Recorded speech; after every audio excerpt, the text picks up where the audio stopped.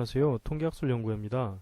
이번 동영상 강의를 통해서 컴퓨터에 직접 코딩하는 방법에 대해서 공유를 하고자 합니다. 다음과 같이 엑셀을 처음에 화면을 프로그램을 실행을 시키게 되면 첫 번째 행에는 변수의 이름을 입력하는 걸로 사용을 하시면 됩니다. 첫 번째 행을 선택을 하셔서 색깔을 임의대로 선택을 하셔서 넣으셔도 됩니다. 이 색깔을 넣는 이유는 여러분들이 지금 헷갈리지 않도록 하기 위해서 색깔을 넣은 것입니다. 이 첫 번째에는 id라고 입력을 하겠습니다. id라는 것은 설문지를 구성을 했을 때 각각의 응답자들을 넘버링을 했다라는 의미입니다. 지금 보시는 화면은 가장 일반적인 설문지의 형태입니다. 물론 지금처럼 설문지가 구성되지 않다고 하더라도 잘못된 설문지다 라고 볼 수는 없기 때문에 제가 보여드리는 것은 가장 일반적인 설문지의 겉표지다 라고 생각하시면 될 것 같습니다. 이 id는 설문지를 수거했을 때 다 수거하신 다음에 임의대로 정리를 하셔서 그때 넘버링을 하셔도 크게 상관이 없습니다. 이 id를 넣는 것 자체는 id 몇 번째 id에서 코딩이 잘못되었다, 보기가 5개인데 갑자기 6번이 나왔다, 7번이 나왔다, 이렇게 입력이 잘못되었을 때 어떤 id에서 문제가 발생했는지를 쉽게 찾아서 데이터를 수정할 수 있기 때문에 사용을 하는 것입니다. 물론 id가 있으면 그만큼 관리하고 활용하시는데 상당히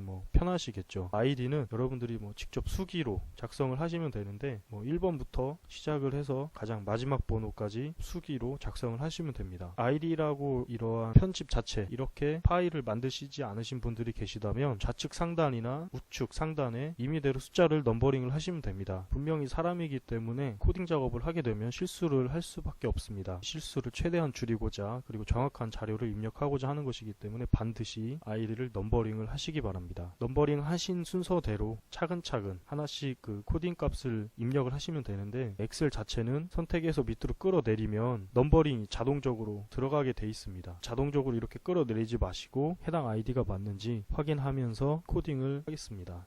id를 입력한 다음에는 변수의 이름을 선택을 해서 지정을 해서 각각 변수의 비트로 id에 따라서 값이 나왔는지를 하나씩 입력을 하시면 되는데, 인과학적 문항이 앞에 나오느냐 뒤에 나오느냐 따라서 입력을 하시면 됩니다. 인과학적 문항이 앞에 나오는 경우에는 성별, 나이, 직업, 직책, 여러가지 종류가 있겠죠. 결혼 여부, 이러한 인구학적 문항 자체를 여러분들이 알아보기 쉽게 이렇게 입력을 하시면 되고, 그리고 본래 문항, 변수의 이름을 명명할 것이냐 생각을 하셔서 써 넣으시면 됩니다. 변수의 이름을 정하실 때는 여러분들이 딱 보시고 어떤 문항이다, 그 정도만 생각을 하시면 되니까 크게 부담 갖지 마시고 Q1, Q2 이렇게 입력하시는 분들도 계시고, 아니면 만족도 1, 만족도 2 이렇게 입력하시는 분들도 계십니다. 당사자가 알아보시면 되는 거니까 입맛에 맞게 변수의 이름을 정하셔서 써 넣으시면 됩니다. 그 다음에는 당연히 설문지를 보시고 하나씩 차근차근 보기에 해당하는 숫자를 입력을 해 넣으시면 됩니다. 성별 같은 경우에는 남자가 1이고 여자가